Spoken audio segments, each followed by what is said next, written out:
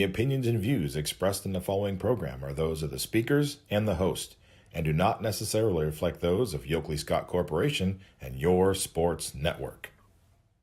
Yeah, I've been closer to Jesus before, so can you help me out? Oh, can you help me out?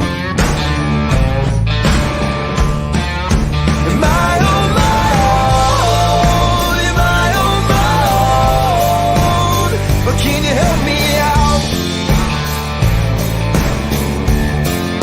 Am I on my own? Am I on my own? Or can you help me out? Can you help me out? I've been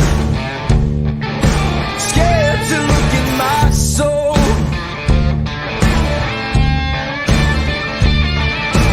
I've been afraid I would follow the road.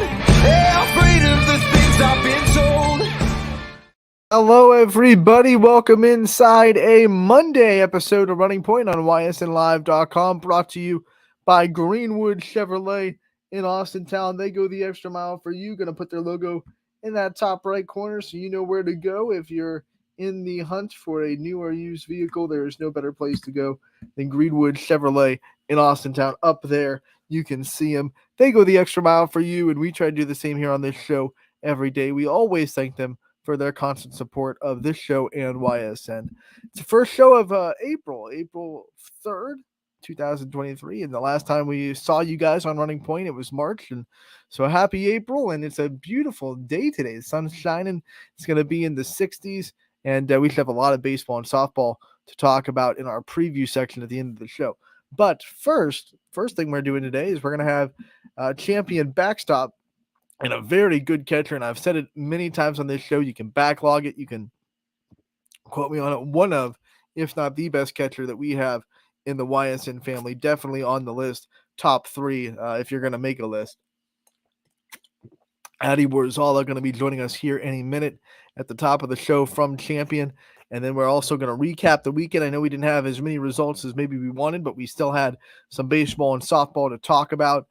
We're going to just throw out those scores that we got and shout out some performances. And then obviously we'll preview the night to come, as there should be a lot of baseball and softball happening, and especially the next 2 days when you look at the weather forecast and the clear skies and the sun that is coming down on us in these next 2 days. Very excited about that.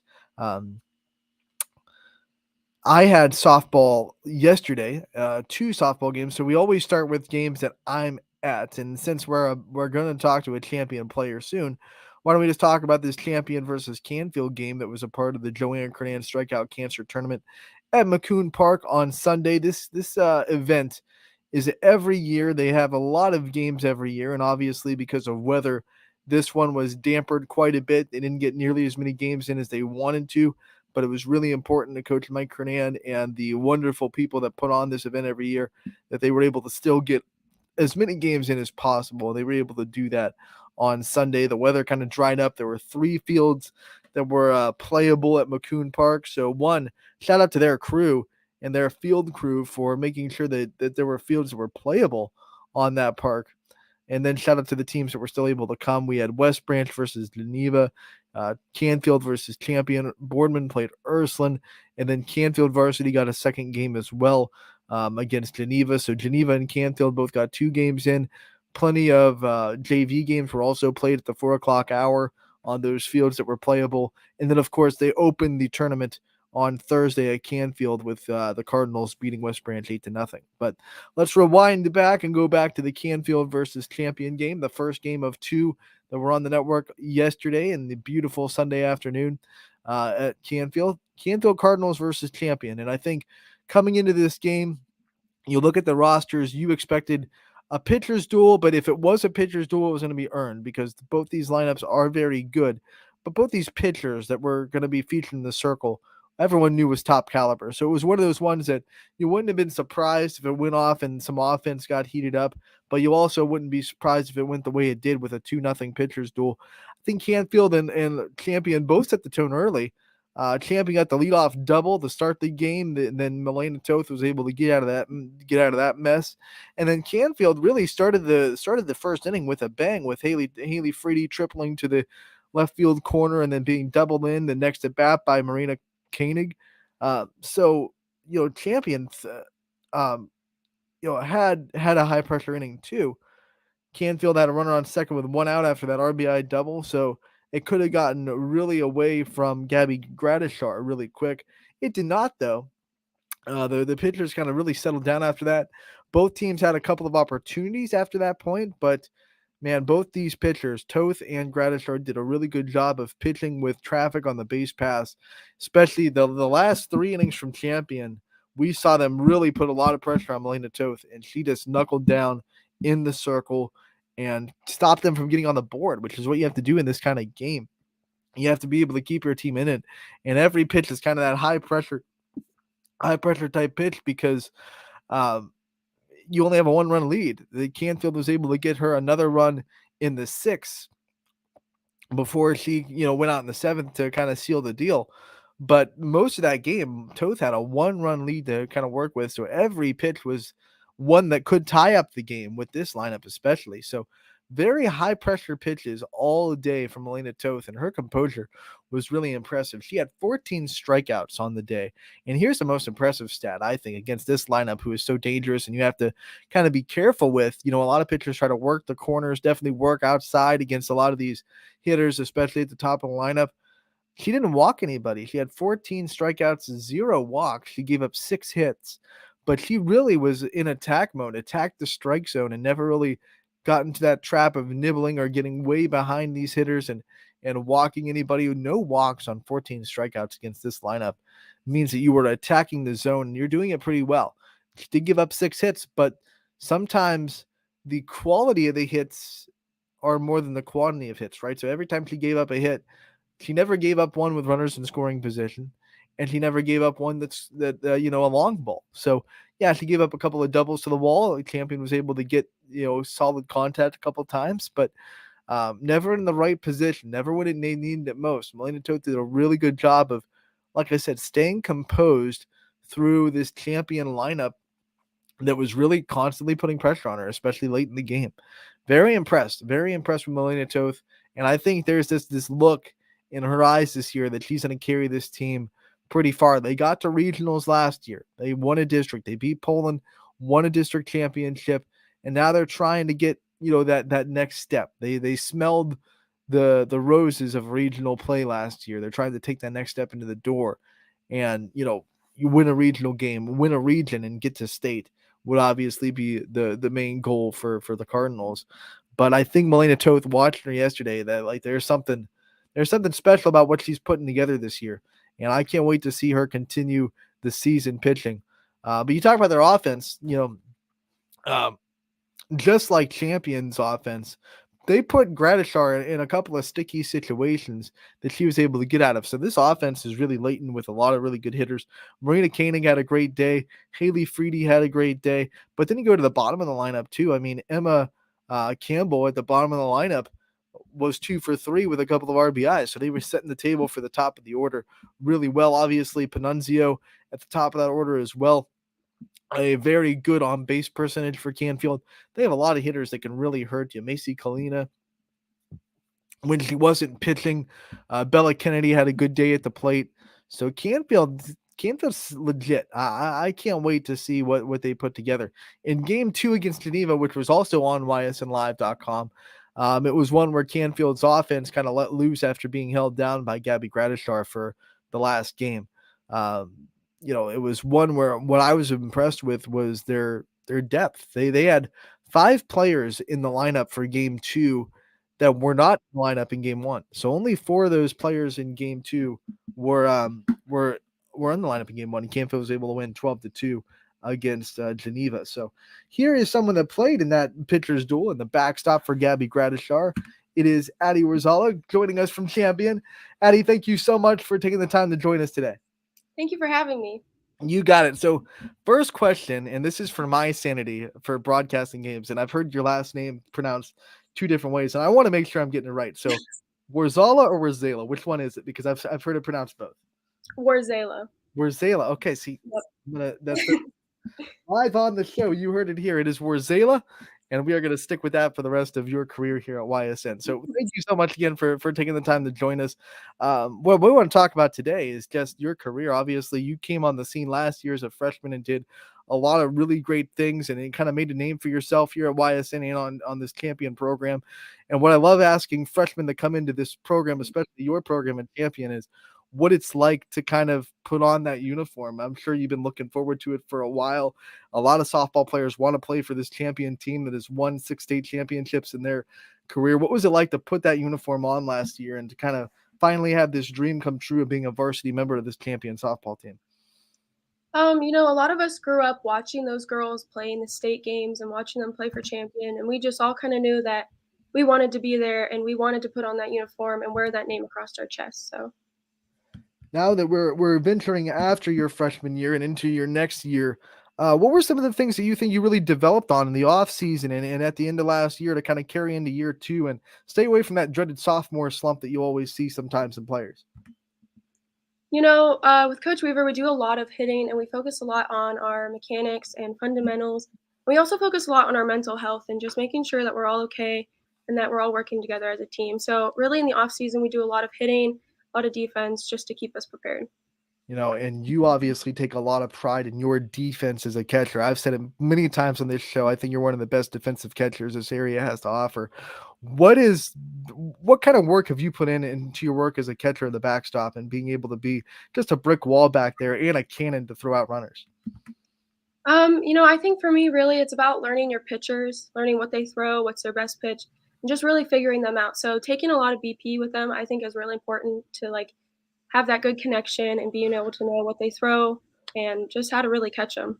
I want to talk about that because last year you expected to come in with different pitchers than you had. The injuries kind of made this pitching staff a little bit different than you thought it would be last year, and you were able to navigate that. What was that like trying to learn these pitchers and trying to make the pitchers that had to step up in different roles as confident as possible in their own ability last year? Last year we faced a lot of adversity with injuries, and with Abigail being out at the end of the season, Morgan stepped up and she did a fantastic job. She did more than we could ask for. And really, I just caught her a little bit in BP in practice, and we kind of just gelled forward from there. And now you get your first season catching Gabby. She was hurt last year as well. Obviously, that was probably something that you guys were looking forward to, even coming into freshman year, being able to be a battery and being able to play together. What's it like now getting to see her shine on the varsity level for the first time? First career game, all she did was, strike out 15 people and throw a no-hitter. What's it like catching her behind the plate? I was really bummed last year to see her get hurt and go out, but I'm nothing but happy for her. She's done an amazing job, and I know she will continue to shine through this champion team. So I'm really excited to see what comes for us. What are some of the best things about being able to be her catcher and being able to work with her as much as you do? We have such a great friendship outside of softball that I think that kind of flows onto the field. And I've been playing with her my whole life. I played against her, I played with her, and just being together is honestly amazing. And as a catcher, you said it before too. You have to build a relationship with these pitchers and kind of know them inside and out. What's that been like trying to just make yourself available to learn as much as possible about these pitchers' personalities, being able to realize when they're struggling so you can go out there and talk with them and those kind of things? Yeah, it really just comes down to getting to know them and getting to know what kind of pitches they like to throw to certain batters and knowing your batters too. You just really have to analyze everything in the game. We've heard that you have a tendency to call your own pitches as well. I mean, you're calling these games, which is so impressive from a catcher at your level. When did that kind of start? When did you kind of get into the IQ of softball enough to call your own pitches and call a game from the pitch count? So recently our assistant Coach Carp was out for a little bit with sickness and work. So Coach Weaver kind of came to me and Gabby and said, I trust you guys. I trust you, Addie. I trust that you know each other and you know Gabby's pitches. And she kind of just trusted us with it. And I think we've done a pretty good job. What was that like for you? I mean, this is a legendary coach in Cheryl Weaver to come up to you and say, we trust you enough that we're going to give you control of calling the pitches. And you're kind of going to be in charge of not just knowing what Gabby's doing, but also knowing what the hitters like to do, what the swings are looking like, and how to attack these opposing hitters. What was that like for you to know that Cheryl Weaver trusts you to do that? It was amazing. I mean, of course, it's stressful and it comes with pressure, but I think having pressure is good, especially when it's positive pressure. You want to be in those situations where you're on the line, you're calling the game. So I'm honestly just very thankful for the opportunity. You talk about pressure. This champion schedule is always just so good because everyone wants to play champion. So you get a lot of teams that kind of come from the Akron and Maslin area that just want to play you guys because of the pedigree the champion has, which means you have a lot of close games against a lot of good teams, and they either go your way or sometimes they don't. What's it like being in so many close games and so many high pressure situations? Talking about that pressure, I think Coach Weaver does a great job of making sure that we're mentally okay and that she knows what we're worth and we know what we're worth. So we're really just playing for each other and playing for that name across our chest. So it's fun, but there's stressful times. We were talking about the game on Sunday before you came on against Canfield. That was one of the ones against a good team that did not go your way, but you put a lot of pressure on the defense and you were able to get a lot of hits and do a lot of good things in that game. What were some of the messages after that loss from Coach Weaver to kind of keep you guys motivated and keep you guys confident? She really just said at the end of the day, I mean, a 2-0 ball game is still a great game. Canfield's a good team, and we hung with them. It's early in the season, and we still have a lot more to come for us. I want to take back also as while we're talking about games, the first game of the season against Newton Falls, you and Gabby and Bella go back to back to back with home runs to lead off that lineup. What was that moment like to kind of go after Gabby and then have Bella come after you and just go a three-peat with home runs? I mean, honestly, just felt like a reward to us, like finally seeing Gabby's first varsity game, our first varsity game together, just seeing all that hard work and dedication finally like pay off, and we get that moment together. We followed you guys in basketball, and Abigail Metters was the only senior on that basketball team. But you have a couple of more seniors on this champion softball team that are able to be senior leaders to you guys and to kind of show the younger players how to be leaders. How much has that meant to you on the softball team to have some upperclassmen that are able to kind of guide your way and show you how to be leaders, maybe off the field as well as on the field? Our upperclassmen are great. They're nothing but positive and just happy to be there, and they're honestly happy to help anyone. We really take our underclassmen and we help develop them, and they're just great all around. So obviously you've already accomplished a lot and in your high school career. But great athletes always raising the bar. So what's the next bar for you? What's the next goal that you want to accomplish as a softball player here at Champion? For me, I think it's just making sure everyone on the team stays on the same page, stays focused, and I want us all to have that like emotion and like great attitude during the games to really keep us all together. And we just talked about senior leaders, but as a catcher, you have to be a leader on the field as well. I mean, there's no way around it. How have you developed your leadership qualities and you're confident to speak up and like you said, get the team on the same page when that needs to be done? I honestly think it just comes with experience and playing. Even on my travel teams, like I've always been pushed to be that leader and be loud and vocal. And after a while, you just start to realize that you care about yourself. You have to put yourself out there, and no one else really cares what you're doing. They're not going to judge you. You just have to be who you are. Let's get to know you a little bit more off the field or on the field, I guess. The first question is the superstitions. Every softball player has a couple of superstitions here and there. Do you have any that kind of stick in your brain? I don't really have any superstitions, but I do always tend to wear my hair the same. I usually do like bubble braids or just a normal braid, but yeah, it's usually just my hair. Or maybe if you don't have any, I'm sure some of your teammates do. Are there any like teammates to try to hold you to their superstitions? Like, hey, we have to wear this, or maybe like we have to be this way. Are there any teammates that have big superstitions? Bella Meyer, all throughout basketball, she used to get Chick-fil-A before every game, and I don't know, that used to just be a big thing with her. I don't know if she still does it, but I do remember her always getting Chick-fil-A before a game. I remember her basketball interview. She definitely had a lot of things that she had to keep in a routine, which is, like I said, typical softball players out there. Now, obviously, you're a student athlete at Champion. Student always comes first in that phrase for a reason. What kind of things are you enjoying studying right now and enjoying to learn about in the school side? I usually struggle with math, but this year I've actually done really well in algebra 2. So I'm really excited about that, and I'm just proud of myself.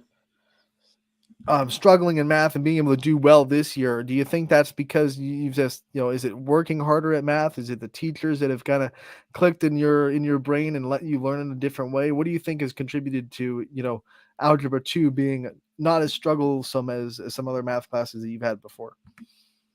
The teachers here are all great, but I think it really just everything all together, things have just been a little easier this year for me in math. My teacher is great, Miss Majosis, but I think it comes with that less stress, just not putting so much pressure on yourself and realize at the end of the day it will be okay. They always say that sophomore year can be one of the toughest ones educationally because freshman year you're getting used to it, but sophomore year is when they hit you hard. Have you kind of felt that as sophomore year kind of one of the harder academic years that you've had so far?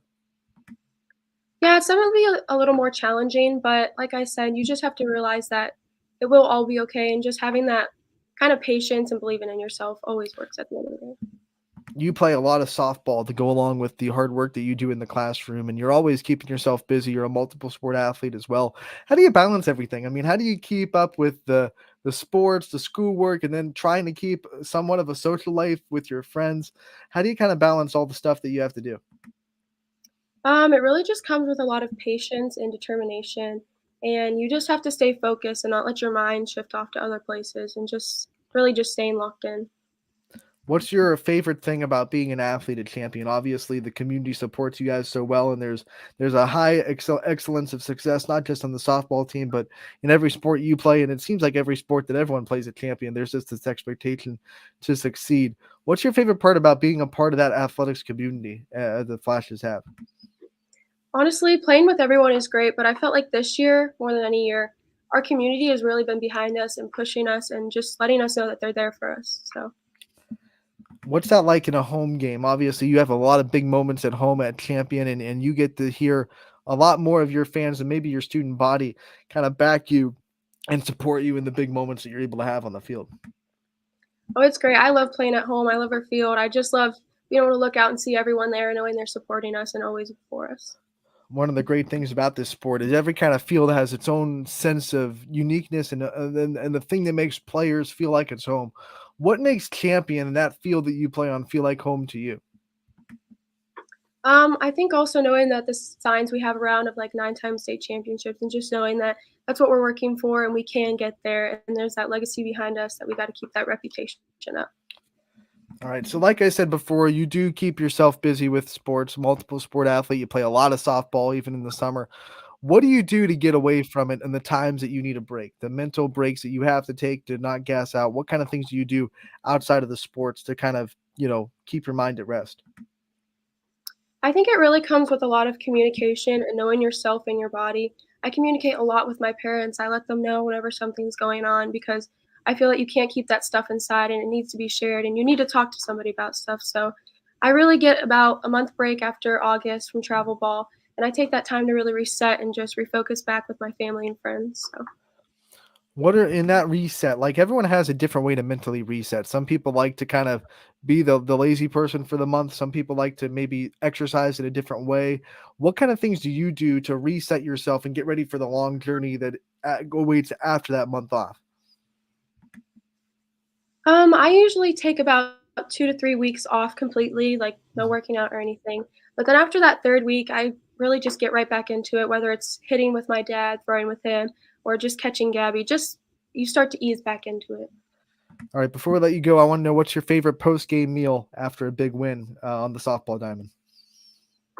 A lot of the times after we play at home and we win, we go to the Mexican restaurant Mm. in Champion. So that's a big fan favorite.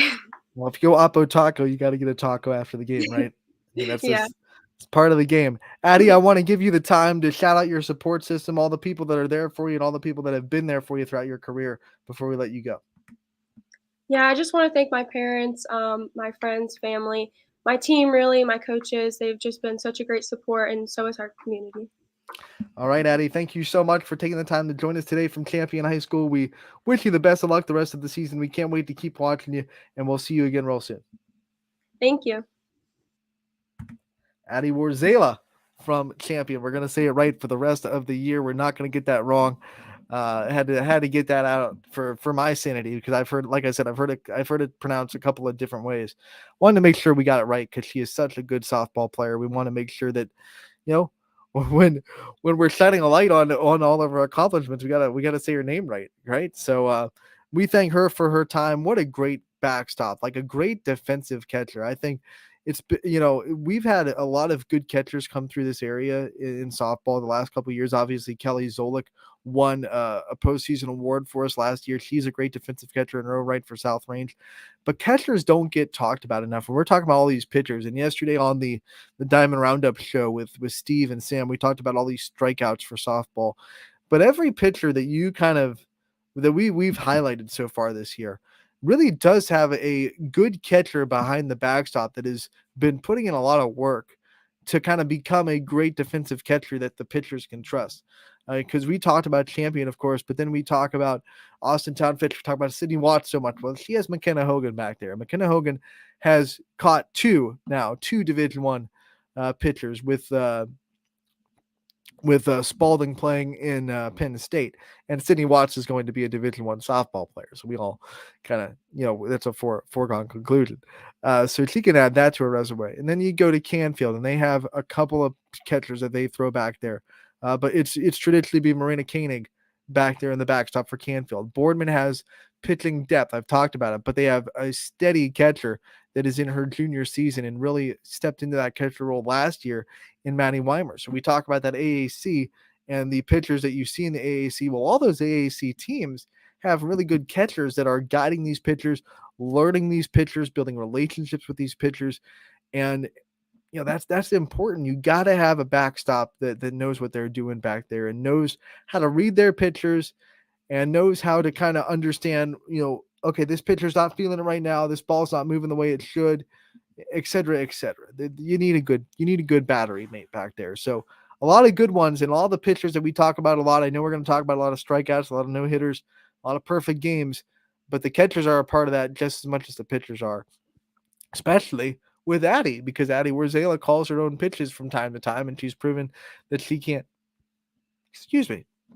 That she can do that, which is exceptional at this level. For a sophomore in high school to have the softball IQ to be trusted with to go and call the pitches, and that doesn't. I mean, she kind of shrugged it off, saying, "I know our pitchers' pitches and what they throw." But you have to have serious situational IQ, and you have to know your hitters that you're facing to call a good game. It's not just okay, you have a good fastball, I'm going to call a fastball, we're going to do it. I mean, hey, this girl is starting to come behind our fastball. Let's hit her with an off speed.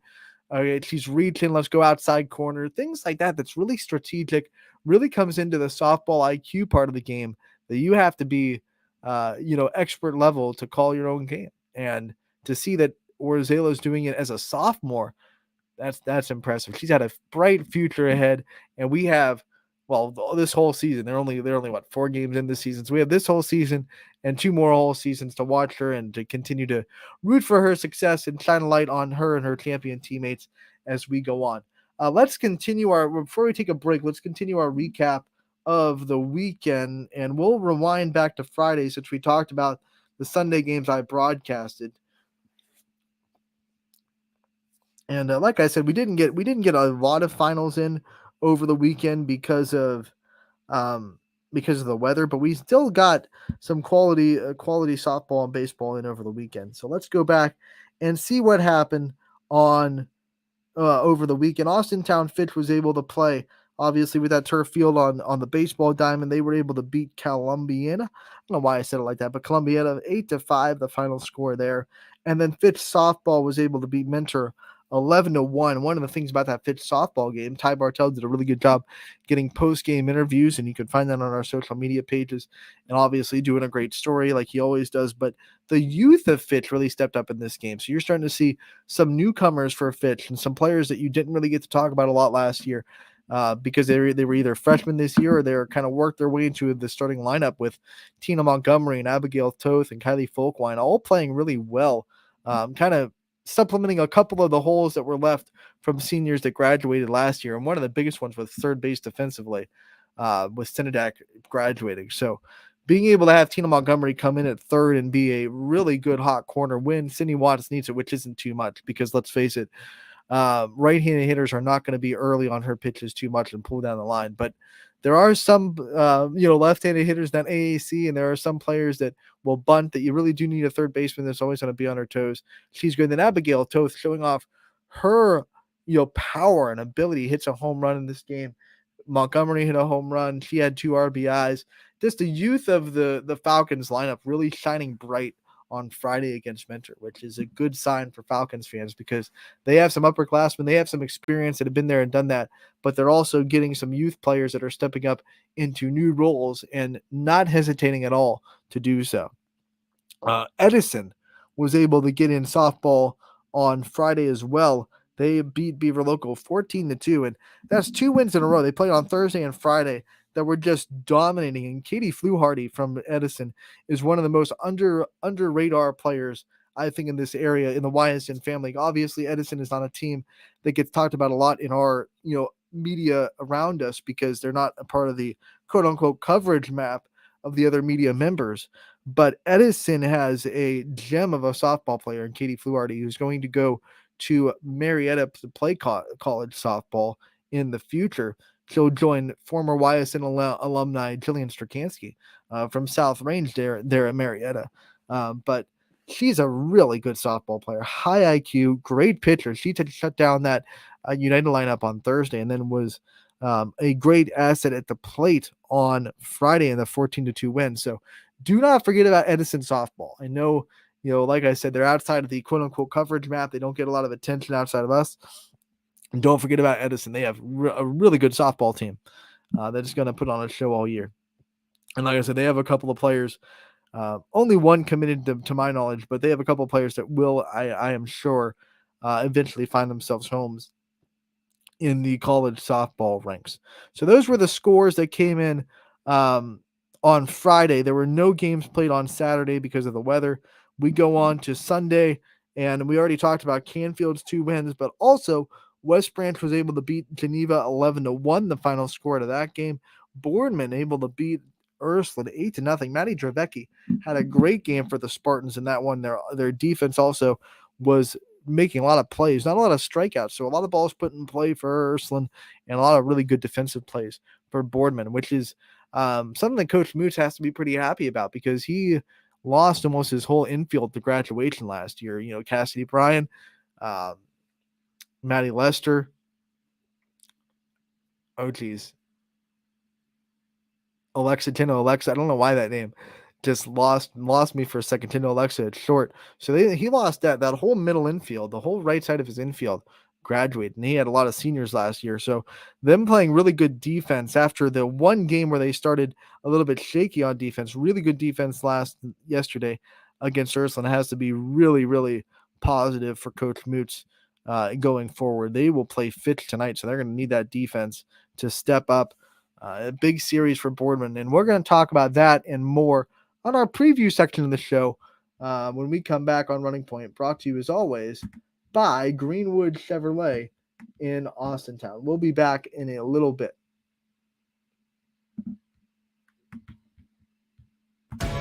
"21 News delivers the news as it happens, using the latest technology from where it happens. Live here outside the Mahoney County. On air, online, Wednesday afternoon weather update. Very dangerous. and on the 21 News social media platforms. I'm on the road right now. 21 News, the Valley's only locally owned source for trusted news since 1953.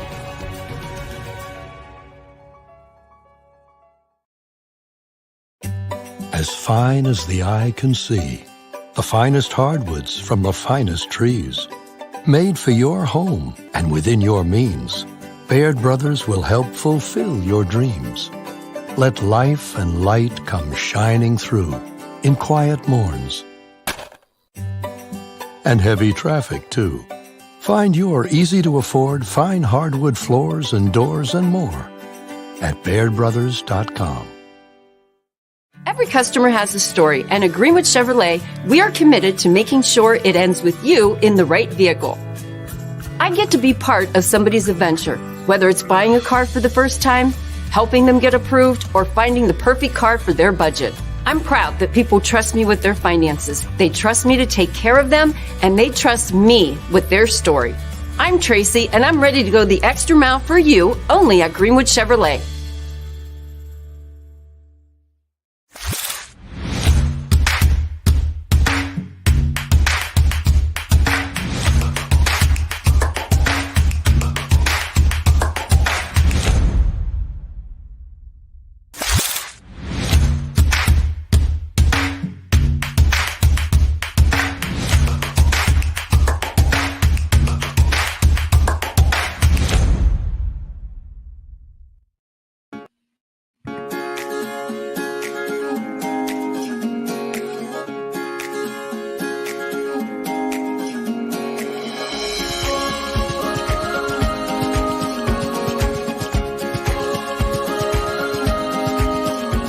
Locally owned and operated, Shealy's relaxed shopping experience means browsing and lounging is always encouraged.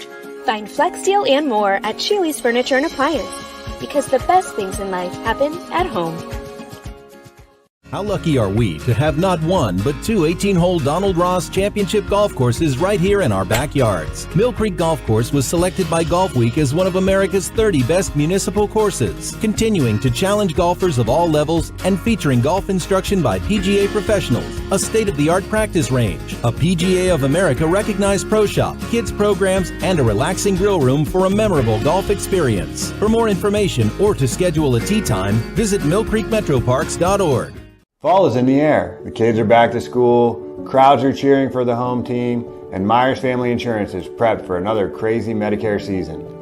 Every year there's changes, some big, some small, so it's important to have a conversation to make sure your plan is going to meet your expectations for the coming year. Give our team a call today to schedule your annual review.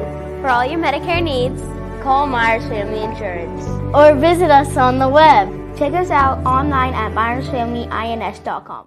Going from mindful to mindful sometimes requires a helping, healing hand.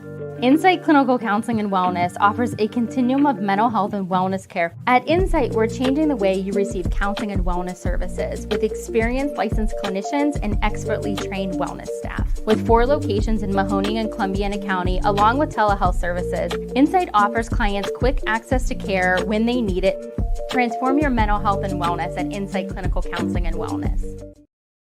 Welcome back to Running Point on ysnlive.com, brought to you as always by our good friends over at Greenwood Chevrolet in Austintown. They go the extra mile for you, and we try to do the same here on this show every single day.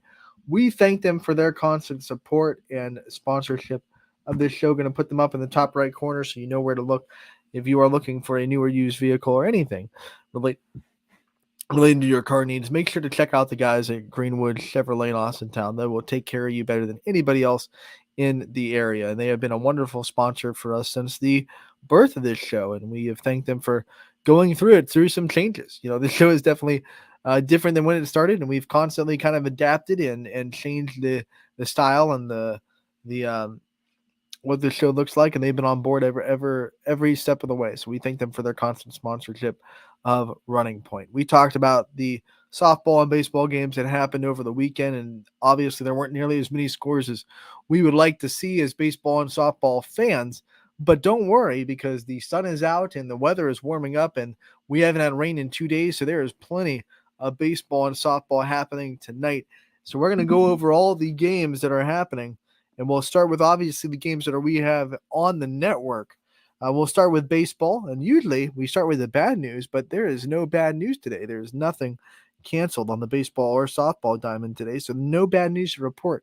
The only cancellation that I saw come across was that Poland lacrosse has been canceled. They were supposed to play West Geauga, so that has been postponed. But everything else from baseball and softball has a green light, and we will start at 4:30. This is going to be Sam Torres's baseball and softball debut. I should say baseball because it's baseball tonight, but baseball debut on YSN. He is very excited. He shared that with you yesterday on the Diamond Roundup show. Orange at Lakeside. So it's going to be a YSN versus YSN matchup. 4:30 is your first pitch. Sam Torres will have the call from Ashtabula County, and he is, very interested in how this Lakeside baseball team will do. He says they have a couple of really good arms that can really throw it in the circle, and obviously Lakeside in the winter sports season had some struggle spots for their program, so they're looking to have a step up on the spring sports season and to get some excitement back in their athletics room, and it'll start tonight for them. They've had weather kind of delay the start of the season, but now it started up in Ashtabula County. Last week they had snow up there, like a lot of snow, like blizzard type snow, and then that's not conducive to baseball. But today, like I said, we are looking good, and Lakeside will host Orange at 4:30. How about this? We're going to go through all the games at Scene. Scene Park is going to be a bump in place tonight. Starts off at 5 o'clock on Scene 1 with Akron St. Vincent St. Mary against Cardinal Mooney. Ooh, that's going to be a good one. Cardinal Mooney coming off a big win over on Thursday, and they will look to continue their momentum. On scene 2 at 5 o'clock is going to be Warren JFK at Ursuline. I mean, what more do you have to say? Those are perennial. Is that all? Yeah, perennial. The primetime baseball teams, Warren JFK and Ursuline, they should both, young season. They're both looking for momentum, and it's going to be good. Then an 88 matchup at 5 o'clock on scene 3. Poland and Struthers are going to battle. Poland had that walk-off win over Hubbard in their last time out, so they are 2-0 in the conference. They're looking to stay aggressive and stay up top in the NE8. And then going over the rest of the games on the network, as we go back up to the games that won't be on scene, but will still be on the network. Boardman will be at Austintown. Fitch, DJ Yoakley going to go and call that game in the AAC, a very important AAC matchup. When we look back at the end of the season, these could be the two teams that are first and second, the way that Fitch has started out playing. And they could very well be looking back at this Boardman series today and tomorrow with a lot of importance when we get to the end of the season. Columbiana is going to be at Latonia, and Joe Eusebio is going to be on the call there. We have Gerard at Lakeview. I think this is sneaky interesting too, because Lakeview showed a little bit of their teeth on Thursday, beating South Range 5-4. Lakeview wants a bite of this NE8, and they're going to go for it. They were competitive last year, but couldn't make those kind of game-changing type plays against the top teams in the NE8. But they were definitely one of those teams that you thought, man, if they work it out, if they connect, they're going to be a very big problem for this conference. And well, the first game out, they connected. I'll say that. When you beat South Range in baseball, you know you did something right, and they scored 5 runs doing it. I mean, this South Range pitching staff is hard to score against, but McRoberts from Lakeview had a great day at the plate, and he led Lakeview to a victory over South Range. They'll look to continue their NE8 momentum against Girard at home today at 5 o'clock, and Connor Chavone is going to have that call for you from Lakeview. Jefferson will travel to Hubbard tonight. It's going to be Matt Morrison and Mike Wolfgang on the call. Our content team, I want to give them a shout out because they have put a lot of content on their backs. They've helped me out a bunch over the last tail end of the basketball season, and now as we start the spring sports season, myself, Mike Wolfgang, and Matt Morrison have formed like a content team. And they've done a wonderful job keeping our website up to date and doing everything I do. And like I said, it's they've been doing a great job, hardworking. Mike Wolfgang excited to be on the mic. I think he's been chomping to be on the mic with Matt for a while, so he'll head to Hubbard and be on the call for Hubbard baseball against Jefferson with Matt Morrison tonight. Poland, I already went over that. We'll go to softball. Once again, that's going to be 1, 2, 3, 4, 5, 6 games on the network from baseball. We'll have 2 games on the network from softball. And we'll start with Boardman at Fitch. Ty Bartell going to be on the call for this one. 5 o'clock first pitch. Just like the baseball side, this is going to be a very important matchup, a very intriguing matchup in the AAC. We saw Fitch struggle in one game against Howland and then just take Howland to the proverbial woodshed in game 2. 1-0, 15-0. So they've kind of proven that the AAC can sneak up on them a little bit and can compete, but they've also proven they can put their foot down and flex their muscles on the AAC as well. I think Boardman poses a little bit of a different kind of threat for Fitch, especially when we look at game 2, because what you're going to see is Boardman has a lot of different arms they can throw at you. They can pitch by committee to win this game. It's not going to rely on one necessarily pitcher to come out and do a really good job. Natalie Davis pitched really well yesterday, so we might see, Tori Strines get a call. We might see Safara get a call from the bullpen.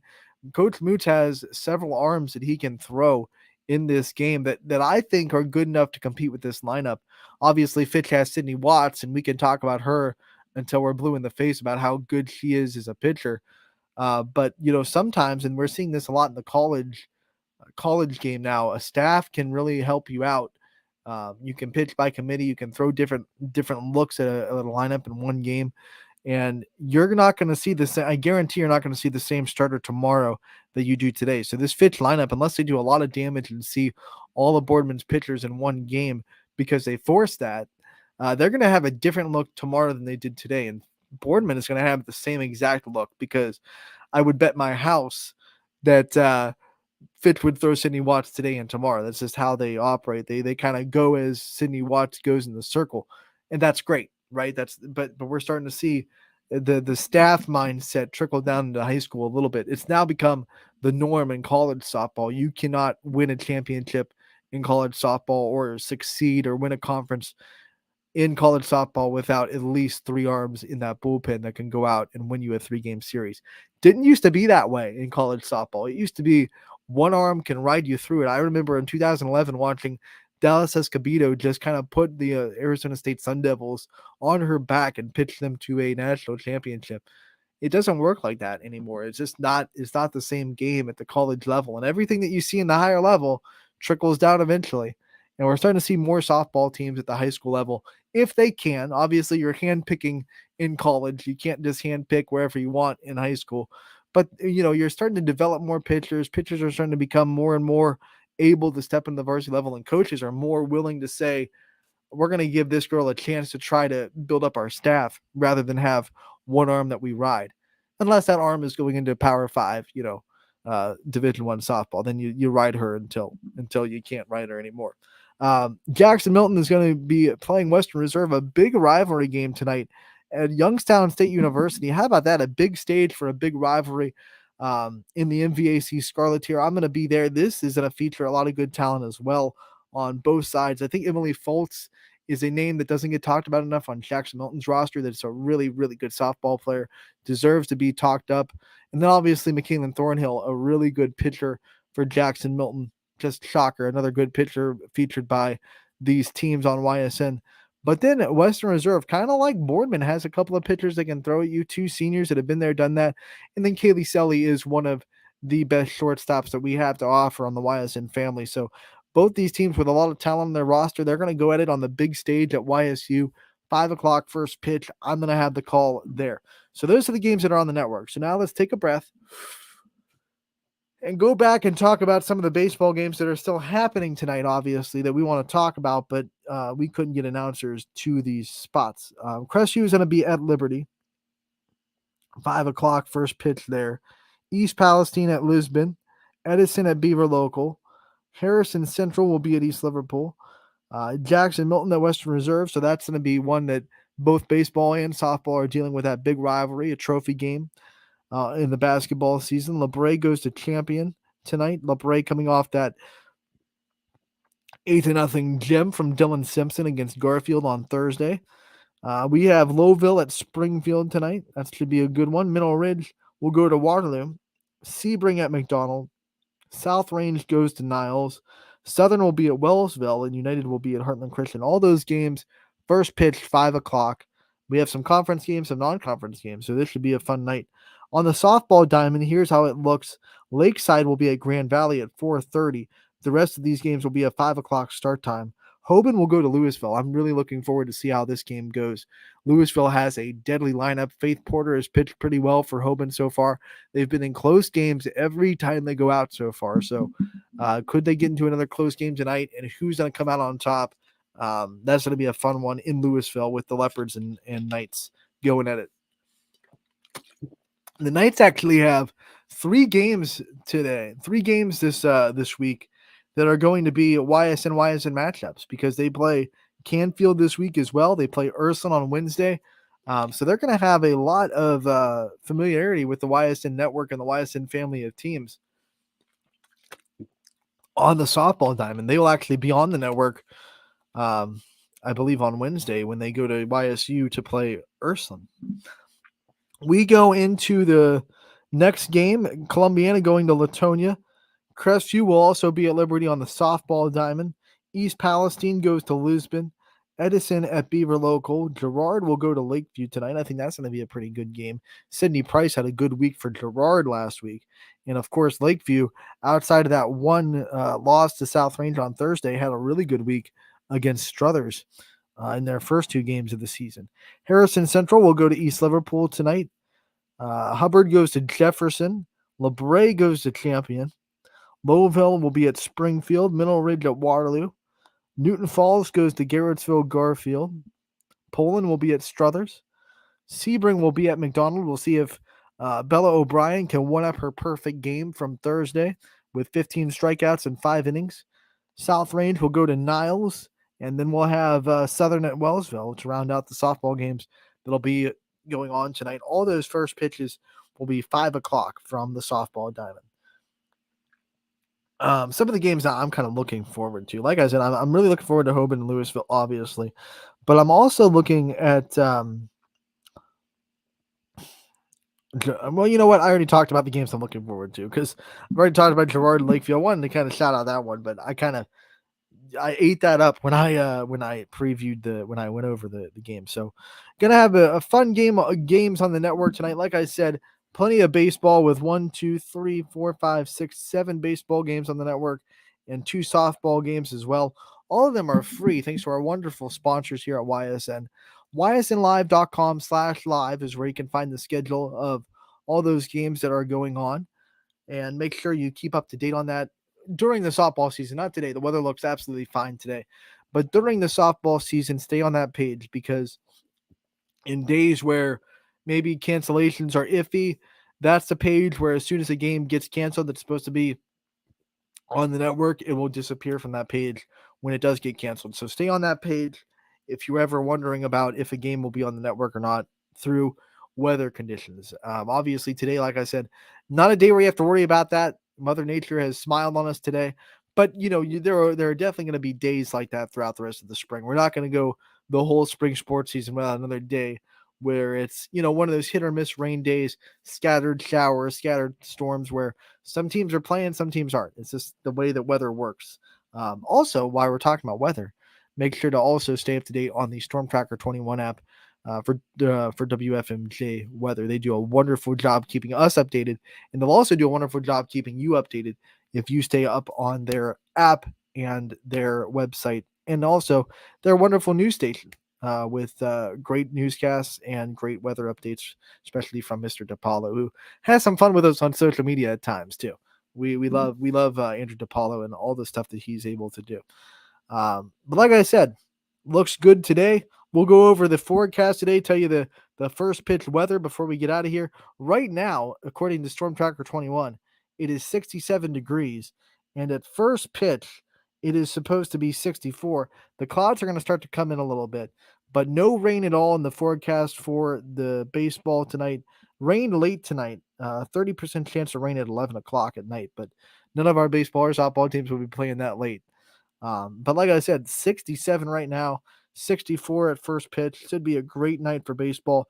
Tomorrow, the Storm Tracker 21 app is forecasting a 68-degree day with clouds in the sky, but no rain. So should be a great 2 days of baseball. Warming up a little bit.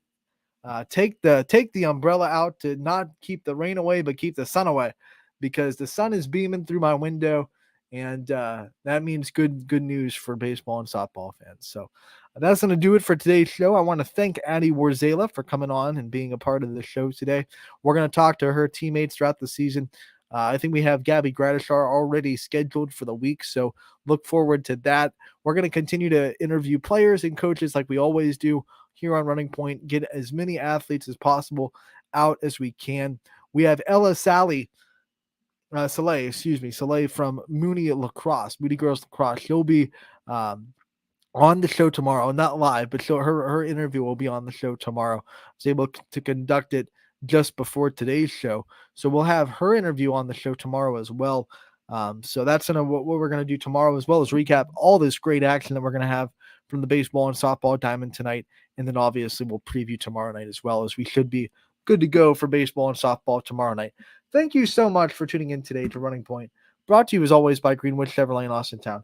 I'm Anthony Hartwig. We'll see you tomorrow from 1 to 2. Have a great night of softball and baseball. Enjoy the wonderful weather.